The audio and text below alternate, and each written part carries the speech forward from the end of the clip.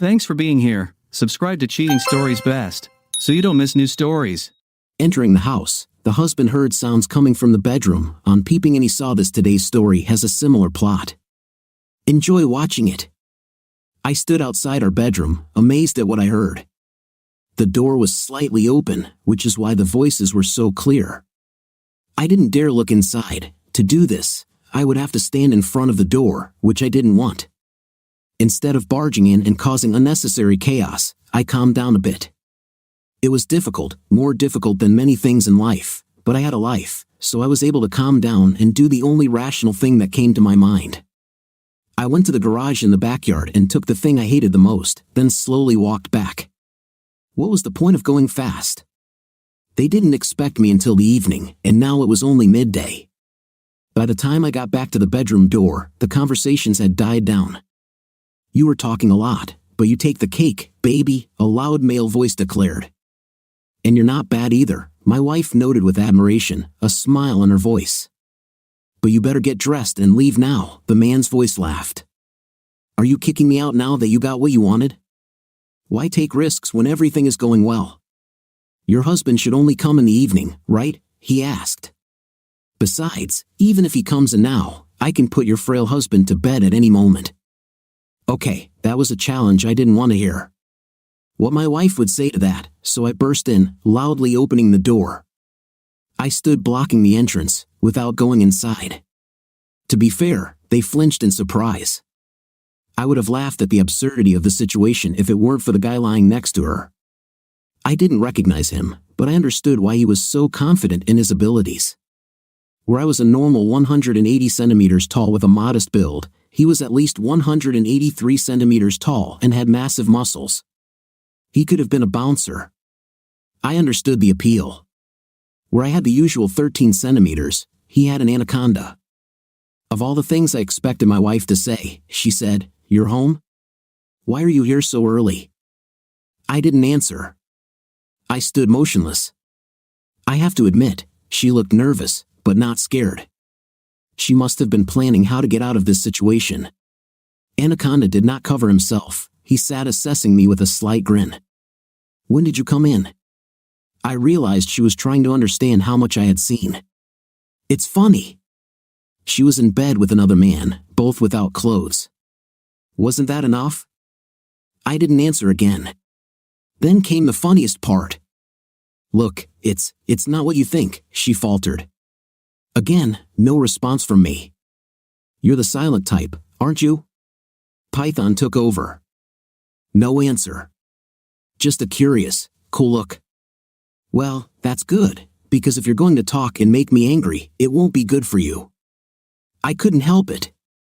I grinned. This bothered him, and he got out of bed. "Why are you grinning, son of a—" I decided not to answer but looked at him with a speaking look. "At you, idiot." He immediately understood everything and approached me with an angry look. "I'll make you squeal." "Don't!" "Robbie," my wife screamed, trying to grab his hand, but to no avail. He was about to come within arm's reach when I raised my right hand, which I had hidden behind my back. His face was just inches from the gun I was holding. It was him when I fired. I wasn't stupid. I didn't shoot the python, but the shot fired inches from his face had the desired effect of making him fall back, covering his ears with a scream of his own. I waited for the screams to stop. I spoke for the first time since I burst in. I came home because I forgot my document. I had enough free time. As for it not looking like it is, I looked at my wife. The unusual calm in my voice did not escape either me or her. To my delight, she was shocked. I then turned to the python who was recovering from the shock. "I'm not usually one to keep quiet, but with you, I really don't have anything to say. As for taking over me, I guess it depends on whether you're alive." He didn't answer, just continued to look between me and the gun, still a little disoriented. "You're not going to kill us, are you?" my wife asked, trying to sound braver than she felt. "You can't. You're not a killer." I grinned. "Well, I also thought that you were a faithful wife, but it turns out you're cheating. If you can surprise me, then I can surprise you." "Very well, right?" This made her shut up. I decided to check before doing anything further. How long has this been going on? I saw a glimmer of hope in her eyes. Today was the first time, she answered incorrectly. I told you I have enough time, so I heard something that made me think today wasn't the first time. Correct answer. Now it's been a month, she stuttered. Who is he? She hesitated a bit before answering. He's a bouncer at the club the girls and I go to. I was right. The girls were her friends, 4 girls, 5 including her. Do they know you're doing this? They don't do that, she replied. By this point, my wife looked worse for wear. Python sat down. Listen, man, I hit him. You can speak when I give permission. If not, the bullet will find its way into your body. I pointed my gun below his belt. He automatically covered it with his hands. I silently thanked my father for building this house at least a kilometer away from the others. No one would come to the sound of my shots. You are married? No, I am not married, he said with difficulty. So, you don't have a wife or kids who need you? You could die, and no one would care, I asked, pointing the gun at him. I have to take care of my parents, he quickly suggested. This is bad. You should have thought about this earlier. Maybe it's too late. Listen, dude, please. I'm sorry. What are you apologizing for? For sleeping with my wife? For being caught red-handed? For trying to mutilate me? For failing to mutilate me? I let my anger show. He remained silent, only shaking his head. My wife saw something in my face that shocked her. I knew what it was and knew it would be worse. You see, I was the typical yes, honey guy. Some might say that I was henpecked. There was a reason I became that way. When I ask you a question, you answer, okay? I said, pointing the gun at the anaconda. He nodded his head, tears streaming down his mud-smeared cheeks. I'm sorry I had my eye on your wife, man. I won't do anything more. Just let me go, please. Where has your courage gone? What, are you a little afraid of the gun? What, are you just a stud, huh? I asked, teasing him. It worked, anger flared up in him, but reason prevailed, and he lowered his head. Okay, I got it. Okay, just let me go. I'll never see your wife again. I can't risk that. You're a wounded animal, you might decide to kill me later, and I might end up dead in an alley. No, man, I swear, looking at my wife who was still silent. He said, nothing is worth my life, man. You want me to believe the words of a jerk that goes out and has an intim with married women? He looked up. I didn't stalk her, she stalked me. I only agreed after she assured me we wouldn't get caught. I smiled for the first time he answered one of my unspoken questions. I pointed the gun at my wife. Why? I don't know why, gee girls. They constantly teased me about my lack of experience. It pushed me, I gave in. Neither of them were married, but you are, I reasoned. A fresh set of tears covered her dirty cheeks, she nodded. They kept teasing me for marrying too young. They said I should have tried life, she went back to sobbing. There was so much truth. My wife and I got married after college, we were each other's first experience. Her friends, however, never missed an opportunity to tease her about it, both verbally and by showing off their ever-changing boyfriends. When they teased me, I simply said that I had everything I wanted and wanted nothing more. My tone told them that their teasing was useless. They didn't tease me anymore, but it seems to have had an effect on my wife. However, she was hiding something. I decided to deal with this later. At that moment, it dawned on me, what would you do if the child didn't look like me? The SOB stopped, and surprise appeared on her face again. I didn't see a protection. I turned to the anaconda. Did you use a protection? No, I couldn't find one that fit my size. He spoke the truth. I turned to my wife. She was silent for a moment, then said, I started taking the pills before we started. Where are the pills? She looked at me with growing concern. In my bag. Show me. As she moved to grab the bag that was lying on the table, she was still holding the sheet over her chest. "Put the sheet down," I ordered in a cold tone. "Please," she begged. "Two men in this room have seen your body, one without the right to do so, but with your permission. To whom do you maintain your dignity?" She shuddered and lowered the sheet. Although her beautiful body might have attracted me at any other time, now it only disgusted me. The fair skin was covered in redness, especially around her breasts and buttocks. "How are you going to explain this to me?" I asked, pointing to the weathered skin. Then it dawned on me that the last month had been periods of intimacy lull when she avoided intimate citing reasons ranging from headaches to everything.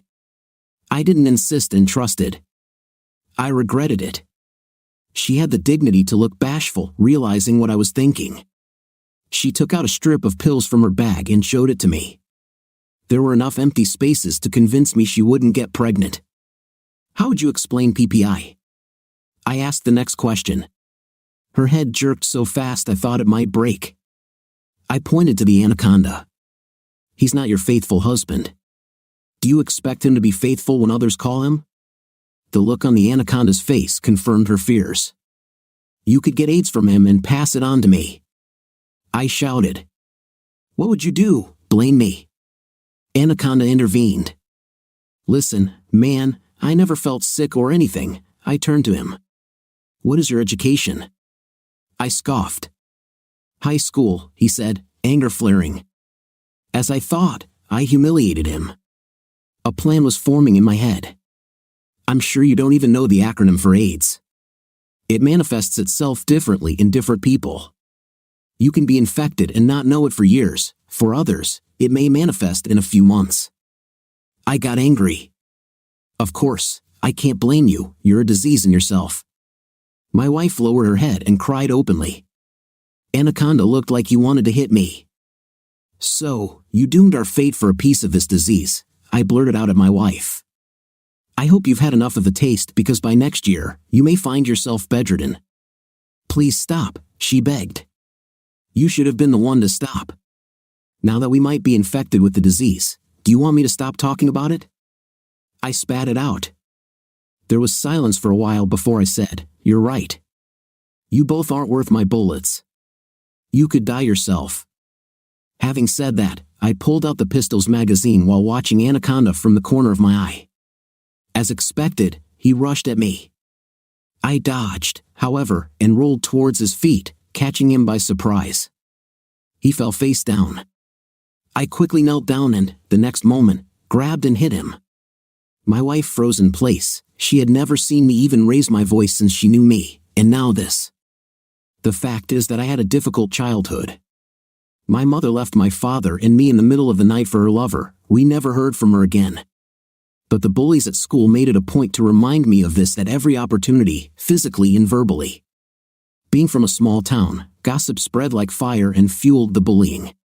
When I couldn't take it anymore, I started to resist, and I failed. I lost a lot. Each defeat taught me the lessons I craved. The physical pain was much better than the mental pain.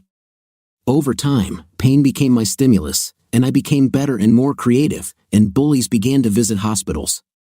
It got to the point where the father of one of my bullies ended up in the hospital after he bumped into me on his way home. I continued the stream of verbal attacks until he hit me in front of everyone. I upped the ante, and he hit me again. That's when I answered because I was hit several times before I hit back, and I was underage. It was recorded as self-defense. My father understood and sent me to therapy. This helped a lot. The incident with his father sent a clear message. The bullies left me alone. They avoided me like the plague. I have become a non-violent being, but not a stupid one. I continued my training in secret. You can't be too careful when you've angered more than one bully. Now I am happy with my decision. I met my wife my freshman year of college and proposed to her a few months later. She accepted, and we have been a couple ever since. Therefore, there was no reason for her to suspect my cruelty. Let's return to the present. I turned over and looked at my wife. "You might want to turn around. It will be terrible if you try to run away. You might end up like him." My wife stood like a statue the entire time I was doing my job.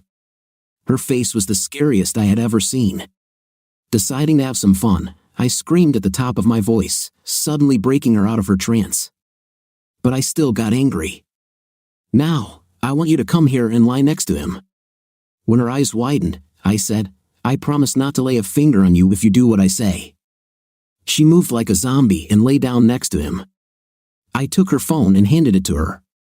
Take a selfie. What? Take a selfie? What kind of sick psycho are you? She cried.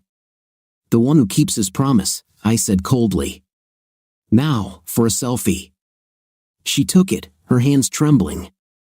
I made her do it again until there was a clear shot. You can get up, but you can't get out, I ordered. She obeyed and went to sit on the bed. What do we do? He might die. No, he will live. You see, he is in so much pain that his body has retreated into his mind. In other words, he lost consciousness. I dialed the number on my phone. I have an emergency at home. I need you to come and bring an ambulance with you. Yes, and bring a female officer. My wife had an intim against her will. When I turned to look at my wife, she was trembling with fear and disgust. You could have killed me. Please kill me, anything but this. I walked over and sat next to her. She moved away. I grabbed her by the shoulders, and she looked away. Look at me, her whole body shook. Before I looked at myself, how else can I deal with this? We, you, I. She shook her head in disappointment. Exactly. He needs medical attention if he has any chance of ever functioning fully again. If I take him to the hospital and tell them the truth, I won't go to jail because it's self-defense. But you will be sentenced. She shuddered. I smiled. If we say that you were raped and I defended your honor, everyone will feel sorry for you, but they will not consider you so frivolous. Or better yet, we kill him, then there will be no need for a hospital. The court will consider such cases behind closed doors. What do you say to this? Should I kill him? I asked, taking the gun out of my pocket. She looked at me in horror. Are you serious? What, don't tell me you love him? No, but you can't kill him. This isn't human. I made a promise, and I'm going to keep it. What promise do you mean? My promise to protect your honor that I made at our wedding. Just because you broke your promise not to spread your legs in front of others, does that mean I have to break mine? Never. I will kill to preserve your honor. I pointed the gun at the motionless anaconda. A full minute passed before she responded. You can say I was raped. Look at him, he can't be older than us, a bachelor who takes care of his parents. He may never walk again, or if it's worse, he may never use his hands again if the nerves are damaged. And all because you wanted variety. How can you do this? She asked through clenched teeth. I then told her my story from my school days. So you see, my life has come full circle. I suffered because of my mom's infidelity. Or would you rather have me remain the sweet husband you knew and get beaten by him? Because make no mistake, he came at me. She was silent. I want an answer. A straight answer. No. I started to stop him when you shot so I wouldn't want you to get beaten. She told the truth. I watched her from the corner of my eye. She really started at that moment. We heard sirens. I went to the closet, took a robe, and gave it to her, which she immediately put on. The first person to rush in was Inspector Ravi, my oldest friend. Quickly assessing the situation, he asked me, will he survive? Turning around, he called out, and 2 orderlies entered the room as a female officer approached. He pointed to Anaconda's motionless body. The paramedics ran some basic tests and announced that he should be taken to the hospital immediately, which they did. As soon as they left, looking around the room, his eyes fell on the bullet holes. Are these bullet holes? What happened? I came home to get documents. I noticed someone else's motorcycle in front of the house. When I entered, I heard her screams. Not knowing how many there were, I took my gun and rushed in to find him after he was done with her. I tried to shoot him in anger, but this man constantly dodged. He rushed at me, and I attacked. The rest was a blur. I remember that I hit him hard. It's only a pity that I didn't come earlier. I shook my head as if tired. When was your last consultation? Yes, being my oldest friend, he knew everything about me, but my wife seemed surprised that he knew. You know, it was in the last year of school. I should have asked God. You beat him up badly. Turning to my wife, he said, I can't tell you how sorry I am for you. I know how dramatic this is, but we have a few questions. My wife nodded without looking at him. When he came in, what happened? He came in sometime late in the morning. He threatened me, he forced me. She wasn't pretending, she was just looking at my slightly manic expression. If you don't feel comfortable talking about this, you can talk to Officer Rita here alone. I shook my head slightly, but my wife didn't notice. She repeated the same thing. Fine. Are you going to press charges? It depends on my wife, I said, looking at her expectantly. She struggled to find words, and I hugged her, making her flinch. I know her better than anyone. She would like to put it all behind her and move on. Isn't that so, precious? She nodded, looking the other way. Rita spoke for the first time. Look, if you leave him unpunished, he and others like him will only become bolder by doing similar things in the future. Who is he? Did you know him? Asked Ravi. He worked as a bouncer at one of the clubs that my wife and her friends frequented, I answered. He must have been following us and knew this was the easiest place to attack. I'm sure you'll need medical attention, Rita offered reassuringly. That's what she does. I agreed. Is there any way this guy can charge me? No way. Firstly, this is your house and he took your wife. This is self-defense. My wife nodded, looking away. Then this guy will be dead. We will collect and process him. If, in the most unlikely event, he does something stupid like what you said, that will seal the deal. We left for the hospital on the way. I informed my office that I had personal needs and would be away for a few days. The trip passed in complete silence. The process at the hospital took 2 hours. The STD testing process was automatic, which brought me relief. The return journey was also silent. When we got home, my wife went to the bathroom and didn't come out for an hour. When she did, she dressed comfortably and headed towards the door. When I stopped her, "Where are you going?" "I want to be alone." "I'm going to the guest bedroom." "I advise you not to call any of your friends at this time. If you call and tell them the truth, there may be confusion as the police are now involved. I just need time to myself." Fine, she left, and I was grateful for the solitude because I had to think for myself. Even though I seemed like the guy who was in control, in reality I was barely coping. When it was close to 6 o'clock in the evening, she returned to our bedroom. By this time, I had cleaned up the area as best I could, but the bullet holes would need repairs. She stood at the entrance without going inside. "You can come in, you know I'm not going to bite you," I said. She looked away, offended, which gave me satisfaction. A thought occurred to me and I laughed, which caught her attention. Usually, the offended party says to the cheater, "It's your own fault." But here, it's literally like that. Think about it, my violent past was just the past. Honestly, I knew I was too lenient with you. If you hadn't had the affair, none of this would have happened, I said. She hugged herself as I spoke, and to my surprise, responded, "You're right, it's my fault. Do we have a chance?" I couldn't help but laugh, alarming her. "After everything you've seen me do you still want us?" she sighed. "Yes, like you said, I had no idea what you were capable of, and it would have remained that way if it weren't for me," I said sharply, causing her to freeze.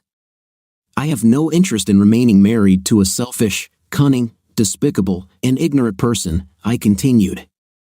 Her eyes widened in response to my words. "How can you say that?" "I'm not saying that what I did was right, but I don't deserve this," she tried to muster all her dignity. It was pathetically funny. I laughed maliciously. "When you decided to start an affair, what is this if not selfishness? When you started taking pills and did not have a night with me these days, so as not to give me the opportunity to find out about your promiscuous body, what is this if not cunning? From the moment I walked in until now, you only cared about yourself, and you did it unconsciously. You didn't consciously think about anything else. What is this if not your selfishness, contempt, and ignorance?" A fresh batch of tears began to stream down her face as I spoke, but she stopped herself from sobbing. Okay, I deserve all this. I slipped. Call me worse, I'll change. Stop now, you're still in damage control mode, you need to leave, I said. No, we still need to talk. Why not now? I admitted my mistake. You're just repeating what I say, you don't have your own thoughts. Do you know why? Because you're afraid to reveal yourself. You don't want to save this marriage, you only want to save yourself. She was silent for a while, her eyes searching for answers. Okay, I'm officially adding stupidity to your list of qualities. She gave me a searing look but remained silent. I knew it was no good. Years of living by your own rules without consequence had robbed you of the ability to introspect. I decided to end this. Okay, I'm going to ask some questions, and you're going to answer honestly. If you lie, that's the end of the conversation, she nodded, apprehensive. Imagine that our positions were reversed. You come home and find me having an intimate with a charming beauty. I ask you, why are you at home when you bump into us? Tell me, how would you feel? She visibly swallowed. I'd be honest, I clenched my teeth. I would think you didn't respect me, I continued. Next, I ask you, when you came, how would you feel? Then her breathing quickened. I would have thought you despised me, she said. Very well, you're making progress. Finally, I tell you, it's not what it seems. She shook her head as if she wanted to take back my words. God, I don't know what to say. Okay, understandable for the stupid. Now tell me at a minimum, what do you expect from me after all these questions? Her hand went up to her mouth, and she sobbed for a minute before saying, I'm sorry. She continued to cry for a couple more minutes. I didn't feel triumphant. She slowly walked over and sat at my feet, clutching them as she said, I'm so sorry. I made a terrible mistake. Please forgive me. I let my friend's words get the better of me. I'll make it right. Please. It still won't work even if you do everything you said, I said without thinking. She rounded, why not? I snorted. Where did your brain go? She shuddered. I continued, did you enjoy sleeping with him? Fear returned to her face, and she remained silent. Answer me and be honest, I growled. Yes, she admitted. Was he better than me? Her fingers around my feet trembled. So he was better than me. It would only be a matter of time before you wanted it again, since I'm not built like him. I can't give you what you got from him. Now tell me, how are you going to deal with this? And imagine how much it makes me feel like I'm not good enough if I'm going to stay married to you. She leaned forward, resting her face on my legs, crying. I'm tired of this. Crying won't save your marriage. You either talk or get out of here. Don't waste my time. She didn't answer, she just continued to cry. I'm not being cruel, I'm just stating the facts. Either talk or leave. This crying only confirms your selfishness. If you're truly sorry, use your brain, I insisted. She stood up and wiped her tears. I'm sorry. I just felt like I had no hope. I didn't know what to do.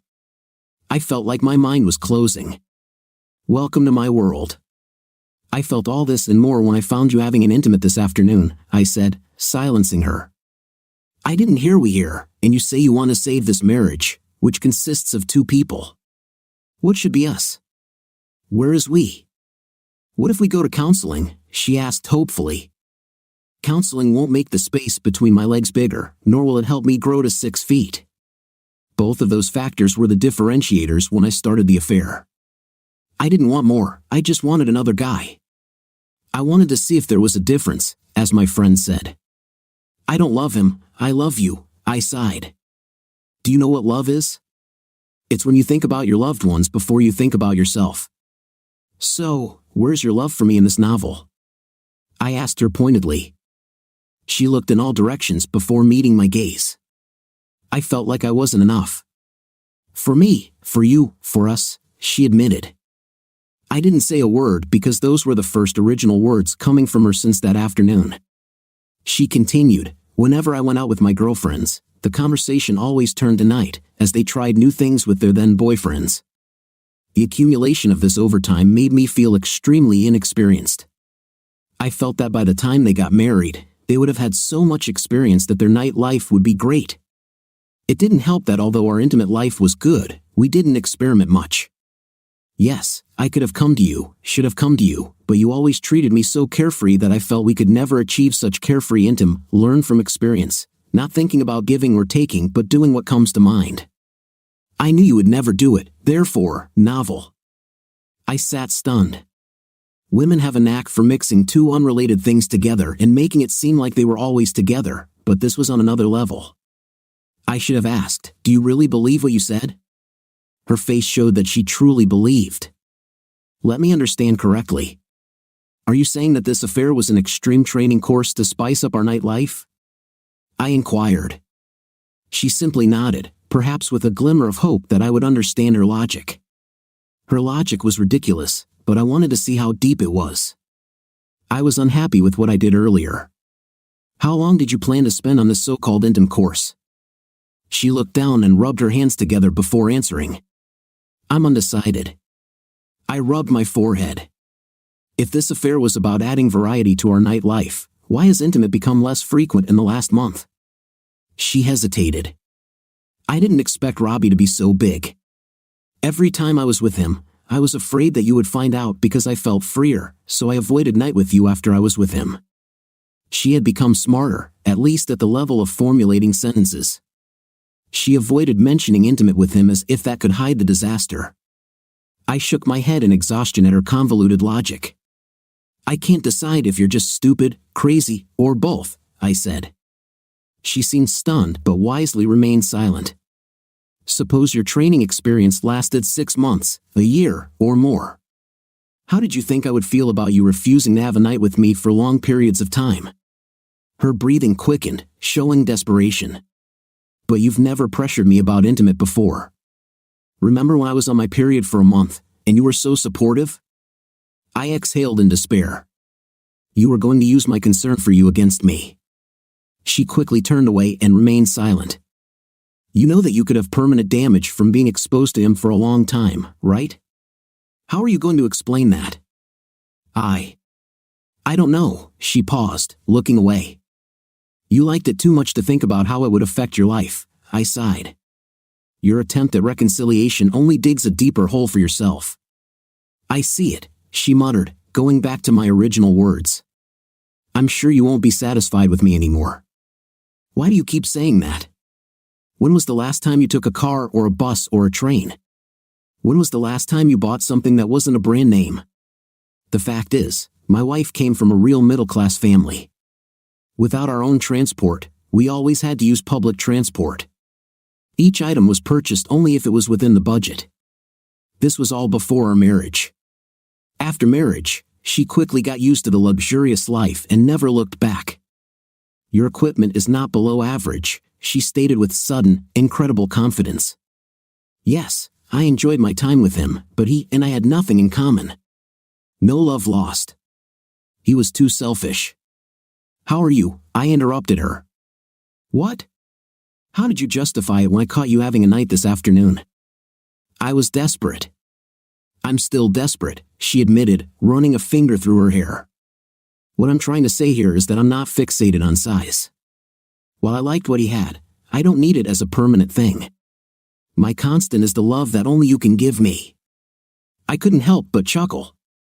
She made it sound convincing. So, you want my love, not my money? She looked instantly hurt. How could you even doubt it? This made me laugh, which offended her even more. I have every right to question anything about you, your thoughts, your actions, your inactions. You planned birth control behind my back and had unprotected intimate with the possibility of exposing us to STDs. That shows you're cunning and stupid at the same time. Even if you manage to convince me to stay married to you, it will be years before I can trust anything you say. Perhaps I'll never trust you again. Can you live like that? I will regain your trust, she started, her voice pained. How are you going to do this? I asked, wanting to know what twisted idea she would come up with. I'll just have to address all your doubts.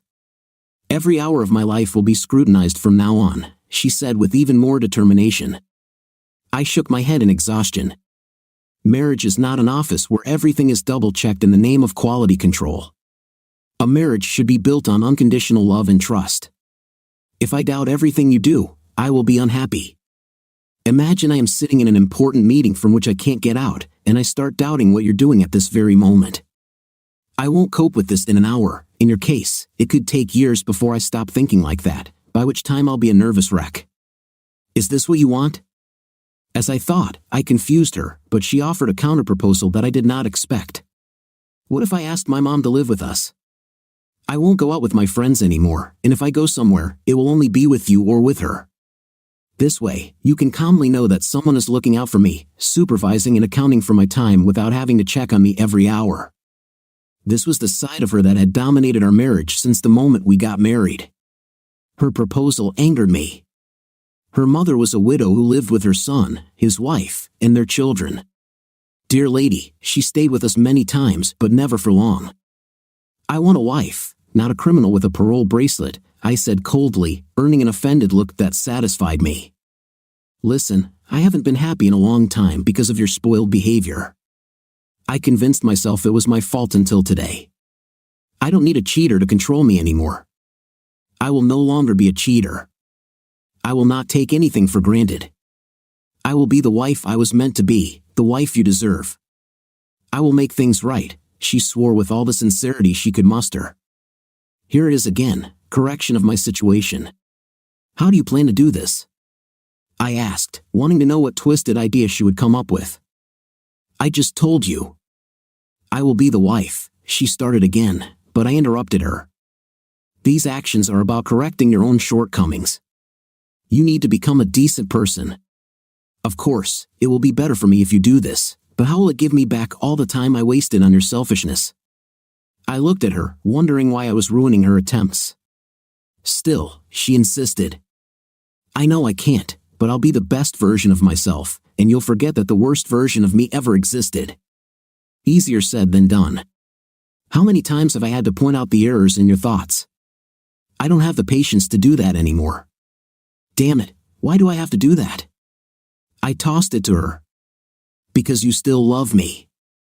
If it weren't for that, you wouldn't have helped me see my mistakes. If you hated me, I'd have already joined Robbie in the hospital. Or worse, I'd be in the morgue, she said almost calmly.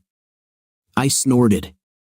I may still have a little love for you, but we're only having this conversation to satisfy my curiosity. I may be a monster, but I only attacked Robbie because he attacked me.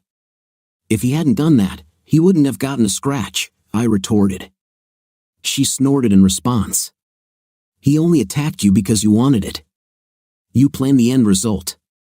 What normal person would provoke a giant, taunt him by holding him at gunpoint, and then lower his weapon when the giant got tired? She shook her head, giving me a weak smile. Robbie fell into your trap, and so did I. So has she seen the light? Good for her. It'll let her know not to cross me. I shrugged. You haven't convinced me yet on how you'll fix this. What can you give me that I don't have? She looked straight at me. What, you want to catch up, maybe sleep with one or more of my friends, rather than destroy them for ruining my marriage? I said calmly, showing a slight, manic smile. The reaction was immediate, the fear in it was absolute. Please don't do anything hasty. Leave them alone, please, she pleaded. I nodded sadly. If only you were as concerned about my well-being as you were about your girlfriend's. Her lips trembled. I care about you, I thought. Prove it now, I said, tired of her. Don't ask me how. I didn't tell you how to have an affair, yet you did.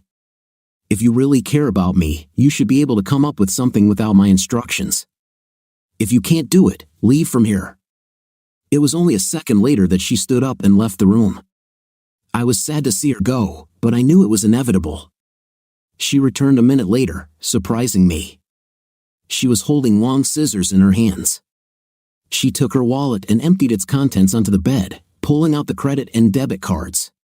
She cut them up one by one, they were her pride and joy. I still remember the day when she showed her platinum cards to her friends, making them jealous. After she finished, she picked up her phone and made a call. Hello? Hello, Mom, how are you? I'm fine, Mom. I need a favor. I need you to come stay with us for a while. Everyone has problems, nothing that can't be solved with effort. I don't want to bore you with the details, I'll figure it out myself. But I need you here with me if I'm going to solve this. I don't know what time it is, Mom. I'll talk to my brother and let you know when I want you here. What? No, I'm not pregnant. Listen, you need to trust me this time. Thank you, Mom. I knew I could rely on you. Bye, love you too. As soon as the call ended, she called again. Hi, Rhea. I just wanted to let you know that I don't want to see or hear from anyone from our gang anymore. You can tell the others. No, this is not a joke, I'm completely serious. I'd rather my madness end today. Life happened, okay? I want to gather my shift and do it myself. No, he didn't force me to do it. I do everything myself. Yes, I know what I'm doing. And now, bye. She ended the call. She and her gang had been together since kindergarten. It must have been hard if she wanted to go through with it. I reluctantly agreed. She looked at me. I no longer have any means of making money other than the money you can give me. There is no longer a title. My mom will be here as soon as I let her know. No more freedom to do whatever you want, no more friends, no one to show off to, someone other than you. Do you trust me now that you're the only one I care about? I shook my head and chuckled. For all I know, this may well be a temporary solution. She looked angry for a second, but before she could say anything, I continued, but I'm ready to give you a probationary period. Her shoulders relaxed. That's all I ask. That night, her friends came to our house, but she didn't let them in. Later that night, she woke up screaming from a nightmare. I knew this would happen. She was remembering the day I beat the python. I had to rush from the bedroom to the guest room where she was sleeping and hug her to calm her down. It would be a long time before she stopped having these nightmares. She never said a word about them once she sobered up after waking up the next day. Her mother moved in with us. To her credit, she never asked me what happened but continued to be the same sweet woman as always. When her friends came to me the next day, I told them that I didn't force her to do anything. It took me a while, but they left me alone when I kept repeating the same tune. The STD test came back negative, which was a relief for both of us. The police kept this case in the strictest secrecy, and it was never published in the newspapers. We went to counseling. This was the same counselor who helped me with my violence problems. I didn't trust anyone anymore. I expected it to be difficult, but it turned out to be even more challenging, especially with the main issue being her uncertainty about her intimacy. We also had to figure out how I could communicate without seeming suspicious or judgmental.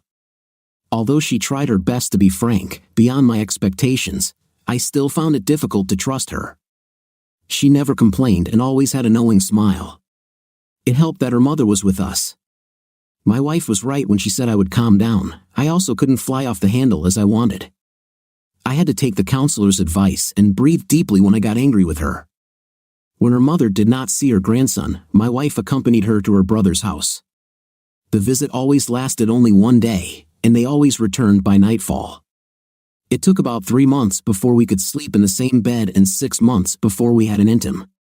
When we did, I became furious and continued to slam into her and spank her. I was so rude, this could be considered abuse.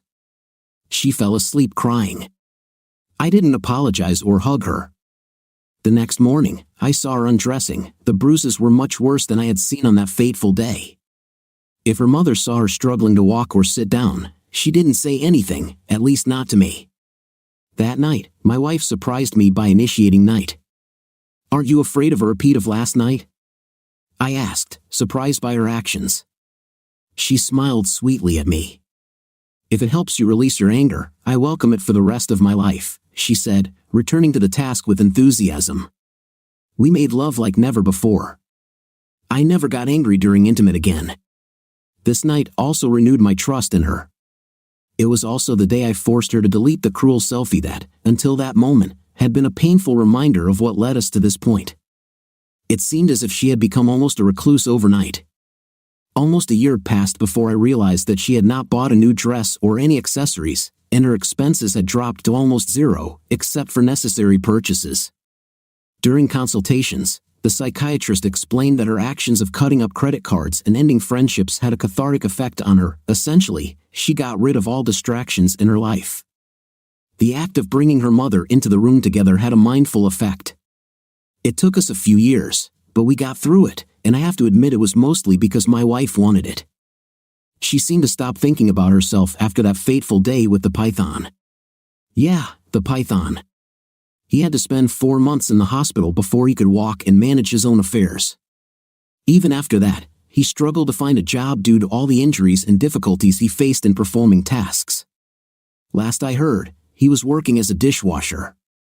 I was in my office working on a proposal when I received a message that changed my life. It read, "I'm pregnant." What do you think of our story today? I think it's definitely not a pleasant situation when you come home and find your wife in bed with a jock. What's your impression? Write in the comments. See you in the comments.